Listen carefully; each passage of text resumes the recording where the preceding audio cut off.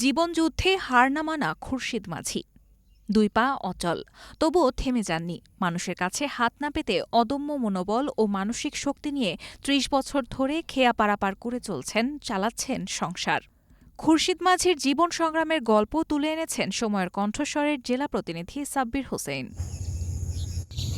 কিশোরগঞ্জের কটিয়াদী উপজেলার জালালপুর ইউনিয়নের চরপক্ষিয়া গ্রামের খুরশিদ মাঝি বাড়ির পাশে নদীতে রশি দিয়ে টেনে খেয়া পারাপার করে। নদীর এক পাশ কটিয়াদির অংশ ও অপর পাশে নরসিংদী জেলার মনোহরদী উপজেলার অংশ। প্রতিদিন ৫০ থেকে ৬০ জন মানুষ এই খেয়া দিয়ে যাতায়াত করে। জনপ্রতি ভাড়া ১০ টাকা। আবার দরিদ্রদের কাছ থেকে টাকা নেন না খুরশিদ মাঝি। আমরা ছোটবেলাতেই এখন তো ডাঙ্গা রয়েছি, মনে করেন উনি এই অবস্থায় আছে, এই নৌকা দিয়ে ওনার সংসার চালাইতেছে, মেয়ে ছেলেরে বিয়া শাদী করাইছে, মেয়েরারে বিয়া দিছে। আবার উনি যে এক বেড়াতে 10টা টাকা চাইবো বা এখন হাত বাড়াইবো, মানে উনার এই ওটা নাই।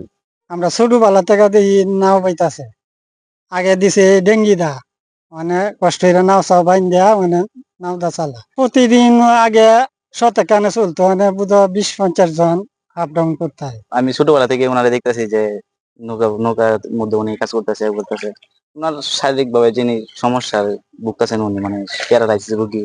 আবার উনি মনে করেন যে সবার কাছ থেকে টাকা দাবিও করতে পারেন না। আবার এইখানে যে নৌকাটা চালাইতেছে উনি, এই নৌকাটার জন্য কিন্তু অনেক মানুষ কিন্তু এখান দিয়ে পার হইতে পারতেছে। এইটা দিয়ে হালকা পাতলা যিনি ইনকাম করে ওনার দিনটা চালাইতে পারে। আর খুরশিদ মাঝিকে তার স্ত্রী সকালে একবার দিয়ে যায় এবং সন্ধ্যায় আবার ধরে বাড়ি নিয়ে যায়।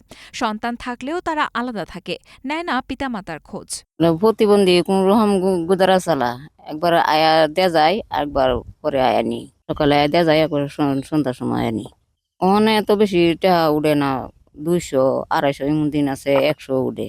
রোজ ১০০ আবার কখনো ২০০ টাকা উপার্জন হয়। তা দিয়ে কোনো রকমে নিজের এবং পরিবারের হাল ধরে রেখেছেন খুরশিদ মাঝি।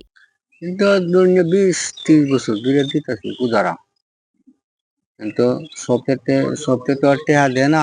আমি তো অসৎ, আমি তো প্যারালাইসিস, আমি তো অন্য কোনো কাজ আমি পারি না।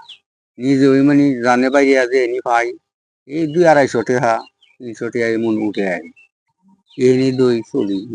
শরীরের অক্ষমতা সত্ত্বেও ভিক্ষাবৃত্তিতে না জড়িয়ে কাজ করে খাচ্ছেন। তার এমন জীবিকা নির্বাহ অন্যদের জন্য অনুপ্রেরণা হবে বলে মনে করেন স্থানীয়রা।